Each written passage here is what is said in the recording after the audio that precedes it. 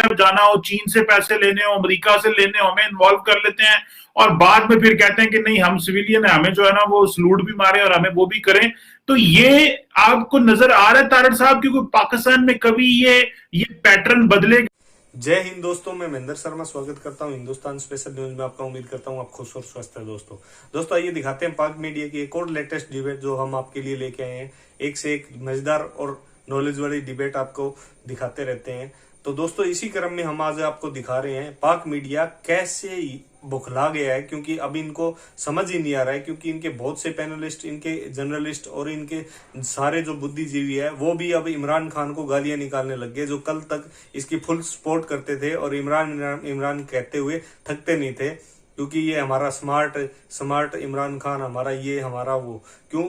आपको पता है अभी पीछे पाक आर्मी को चाहिए पैसे, पाक आर्मी ने प्रोजेक्ट कर रखा था इमरान खान को कटोरा देंगे। जब तक कटोरे में पैसे आते रहे तब तक ठीक है। अब पाक आर्मी ने इसको पदस्थ करने के लिए फुल जोर लगा रखा है पाकिस्तान में सरकार से हटाने के लिए। तो दोस्तों देखिए ये डिबेट कैसे ये आपस में उलझ पड़े हैं। मीडिया, राजनीति और आर्मी, इसके बीच चल पड़ा है यहाँ घमासान। तो देखिए दोस्तों ये डिबेट और कमेंट में अपनी प्रतिक्रिया जरूर दें। लास्ट में आपसे रिक्वेस्ट करूं, अगर आप मेरे चैनल पे नए हैं तो मेरे चैनल को सबसे पहले सब्सक्राइब कीजिए, लाइक शेयर एंड कमेंट जरूर कीजिए। दोस्तों जय हिंद, वंदे मातरम, भारत माता की जय। दोस्तों जो इंगेज कर लेते हैं, फॉरेन पॉलिसी में भी इंगेज कर लेते हैं, पैसे लाने हो, कहीं से सऊदी अरब जाना हो, चीन से पैसे लेने हो, अमेरिका से लेने हो, हमें इन्वॉल्व कर लेते हैं और बाद में फिर कहते हैं कि नहीं हम सिविलियन है, हमें जो है ना वो सलूट भी मारे और हमें वो भी करें। तो ये आपको नजर आ रहा है तारड़ साहब क्योंकि पाकिस्तान में कभी ये पैटर्न बदलेगा कि जिस तरह आपने एग्जांपल दी है कि दुनिया में किसी मुल्क में भी इंटेलिजेंस चीफ है, किसी को पता ही नहीं है, लेकिन पाकिस्तान में तूफान बन जाएगा। क्योंकि ये कब ये चीजें चेंज होगी और कब सियासतदान अपने पांव पे खड़े होंगे और खुद रूल करना शुरू करेंगे? ये क्यों उनको जरूरतें पड़ती हैं? मेरी ओपिनियन चीमा साहब इसके बारे में बिल्कुल डिफरेंट है। ये बिल्कुल तब्दील नहीं हो सकता। उसकी दो वजूहत। एक तो आपका हर सियासतदान जो है वो आपकी फौज का पैदावार है। भुट्टो से लेकर आज तक आपकी तीन बड़ी पार्टियां हैं, आप देख लें।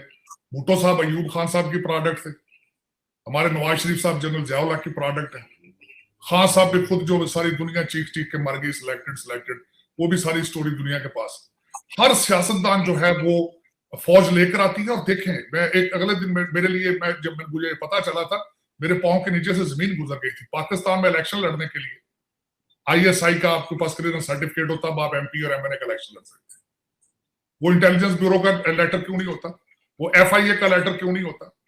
ISI is related in between, the agency एक इदारा है फौज का।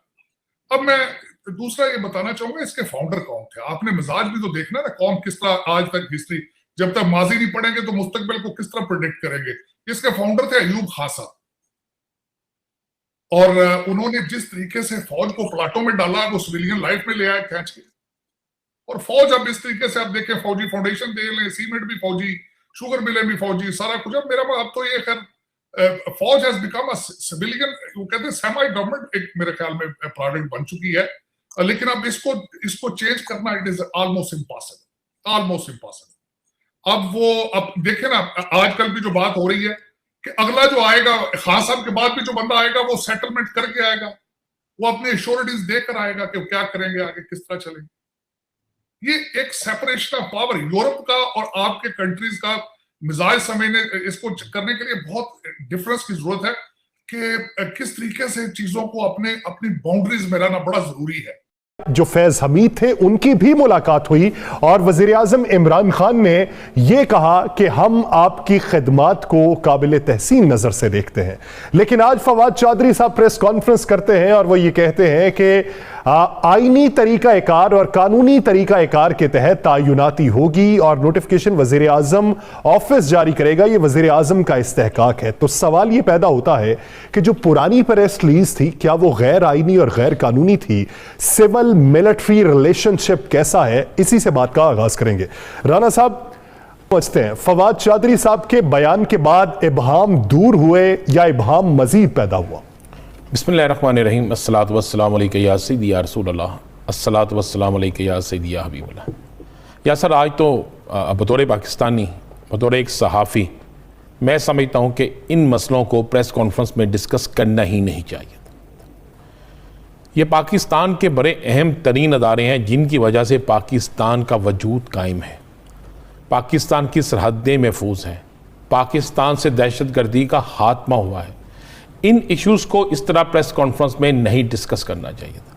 अगर कोई मामला था, अगर किसी जगह कोई बात थी, तो इसको इस तरह ओपन नहीं होना चाहिए था। जिस दिन ये मामला हुआ, आपने अपोजिशन के कुछ लोगों के ट्वीट देखे, उन ट्वीट्स को पाकिस्तान के मीडिया से ज़्यादा भारत के मीडिया ने उछाला। उसके बाद मेरे कुछ सीनियर सहाफ़ियों के ट्वीट भी देखे, वो भी ट्वीट सामने हैं। उसके बाद कुछ और लोग भी इस पर लग गए, और आज रहती रोती कसर जो थी वो हुकूमत ने निकाल दी। जब हुकूमती तर्जमान प्रेस कॉन्फ्रेंस के अंदर ऐसी बात कहते हैं और ख़ुद किस चीज़ को हवा देते हैं, तो फिर वो मुतनाज़ा से मुतनाज़ा चीज़ बनती जाती है। और इसके बाद आज आप तबसरे देख रहे हैं, आज आप ज़रा गैर मुल्की मीडिया, ख़ुसूसन भारतीय मीडिया देखें, उस पर वो क्या कर रहे हैं। हमें ऐसी गुफ्तगू करनी ही नहीं चाहिए थी।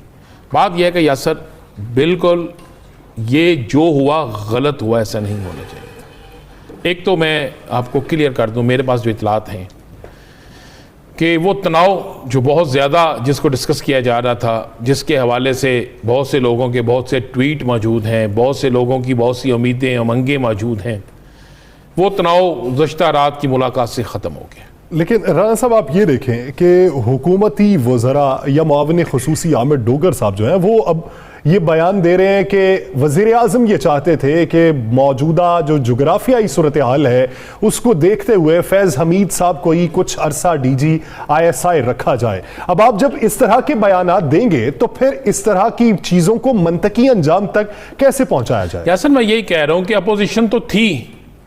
आप ज़रा गौर करें, कुछ साल पहले अपोजिशन सरेआम जलसे जुलूसों में ये चीज़ें डिस्कस करती थी, जलसे जुलूसों में इल्ज़ामात लगाती थी, तो हम और हुकूमत सब कहते थे ये गलत क्या रहे। आज हुकूमत की, मैं समझता हूँ कि हुकूमत के खिलाफ कोई और नहीं चल रहा। मैंने जिससे पहले कहा था, हुकूमत अपनी अपोजिशन खुद है। आज हुकूमत के कुछ जुम्मेदारान, आमिर डोगर को क्या जरूरत थी, डोगर साहब को क्या जरूरत थी ये बात करने की? ठीक है, हमारे चैनल पे कही उन्होंने, क्या जरूरत थी ये बात करने की? आप किसको मुतनाज़ा बना रहे हैं? आप क्या हुकूमत के हक में जा रहे हैं? क्या अपने आप को बचाने की कोशिश कर रहे हैं?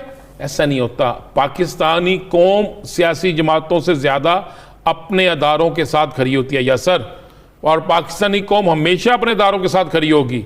सियासी जमातें कभी अपने मंशूर पे होती हैं, कभी नहीं होती, लेकिन अदारे पाकिस्तान के लिए होते हैं। लेकिन राना साहब, एक सवाल है कि हमारी हुकूमत बोल्ड होने के चक्कर में हमारे वज़रा और वज़ीर आज़म इमरान खान भी बेशतर मौक़ों पर जिस तरह गैर मुल्की मीडिया को इंटरव्यू दें और आप वहाँ पे कहें कि बाइडन से मेरा राब्ता नहीं है, सेक्रेटरी डिफेंस का राब्ता है या वज़ीर ख़ारजा का राब्ता है, तो इस तरह के बयानात देना, इससे आलमी सतह पर सुबकी नहीं होती? अल्फाज का चुनाव बेहतर या मोहतात अंदाज से क्यों नहीं किया जाता? बिल्कुल आप दुरुस्त कहते हैं, लेकिन मेरा ख्याल है कि ये वो इतनी बड़ी बात नहीं है यासर।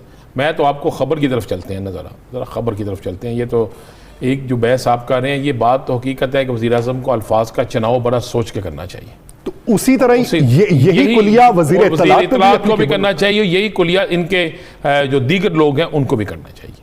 और मैं आपको ये भी बता दूं कि आज इस पर हुकूमत के अंदर, आपको पता है, हुकूमती वज़रा ने बड़ा शदीद रद्द-ए-अमल दिया है, और उन्होंने कहा है कि जनाब, हम किसी सूरत इस बात के मुतहम्मिल नहीं हो सकते कि हम पाकिस्तान के अदारों को मुतनाज़ा बनाएं या उनके साथ अब टकराव की सूरत हाल लेके आए। जिस पर वज़ीर आज़म ने वाज़ेह किया है कि किसी सूरत में भी अदारों के ख़िलाफ़, किसी सूरत में भी कोई ऐसी हरकत नहीं होगी। और मैं कह रहा हूँ, बता रहा हूँ आपको कि बर्फ़ रात की पिघल चुकी है, मामला रात के किसी हद तक सेटल हो चुके हैं, और इसमें मैं फिर बड़ा क्लियर कर दूँ, पाकिस्तान के अदारे पहले हैं, इसके बाद कोई और चीज़ है। कुछ लोग गलतफहमियां पैदा करने में अपना किरदार अदा कर रहे थे।